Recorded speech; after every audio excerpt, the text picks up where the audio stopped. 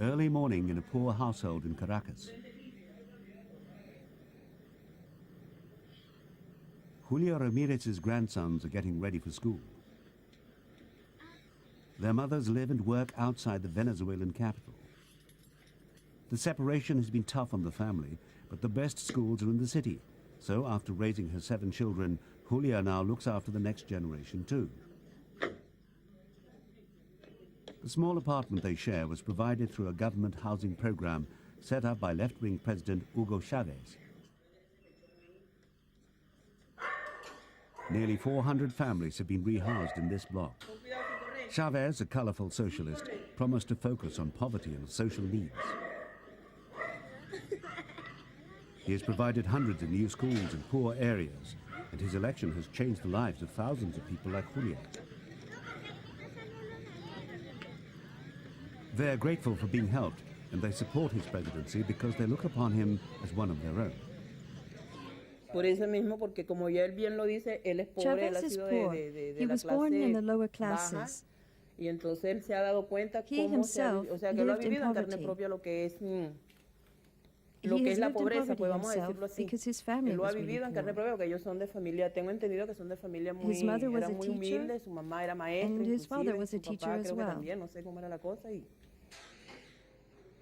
Under the Chavez scheme for education, children are fed 3 meals a day in the new schools. The idea is to provide poorer children with a balanced, nutritious diet as well as a useful education. Parents also help out where and when they can. Some without employment help cook and serve the school meals. Many of these children can't get this kind of diet at home. It's another good reason for coming to school. In Venezuela, this is a social as well as educational revolution. But opponents say Chavez's social revolution is going too far.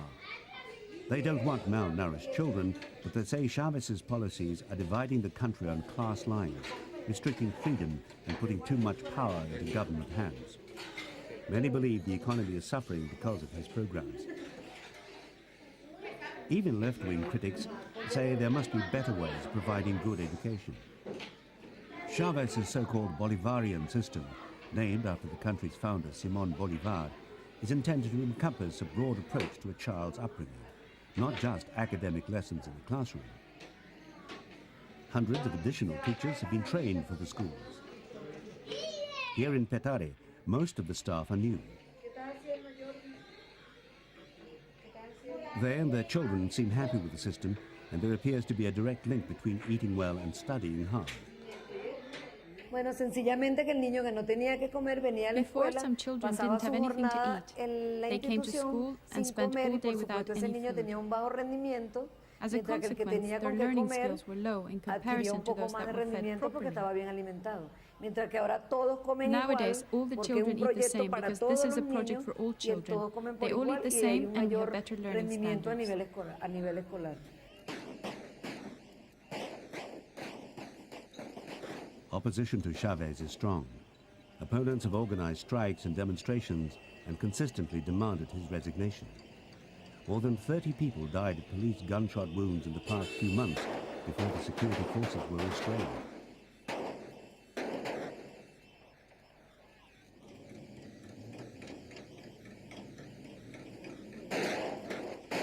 Opposition leaders accuse Chavez of using the security forces against the very people they're supposed to protect.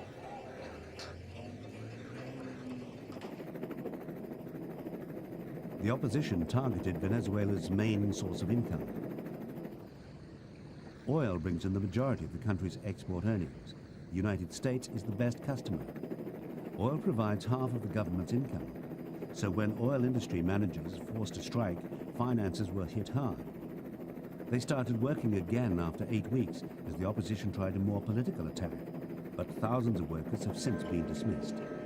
The industry is still recovering.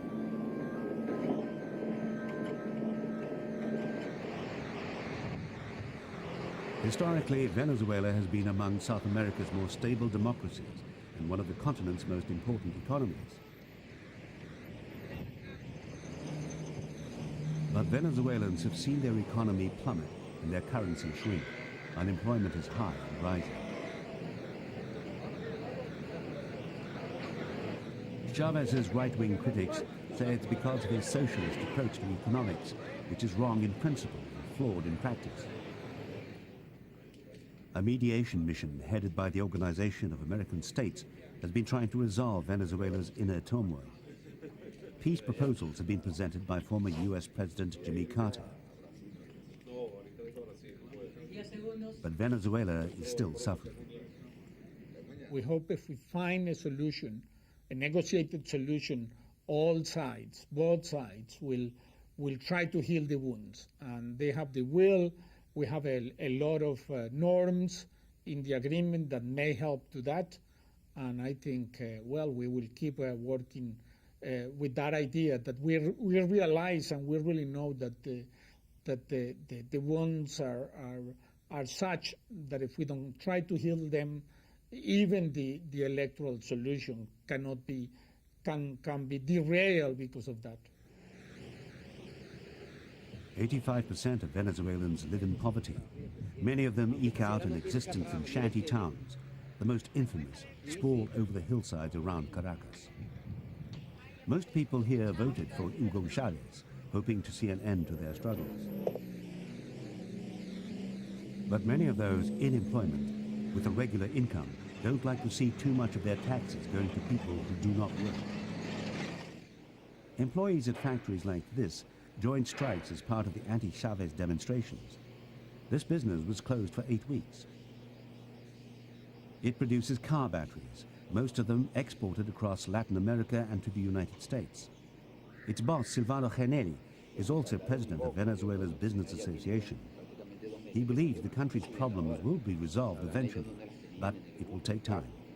Todos estamos haciendo un gran esfuerzo, una gran inversión en nuestro país, en rescatar la institucionalidad de nuestro país, en lograr un país donde podamos actuar todos en libertad, donde se respeten los derechos de propiedad, donde se respeten los derechos humanos, donde podamos salir todos a manifestar nuestros distintos puntos de vista y que sean aceptados, que sean respetados y que todos podamos vivir como sociedad sin divisiones, sin fracturas, en este país que se ha caracterizado durante toda su historia en ser un país de apertura donde recibe a todas las nacionalidades.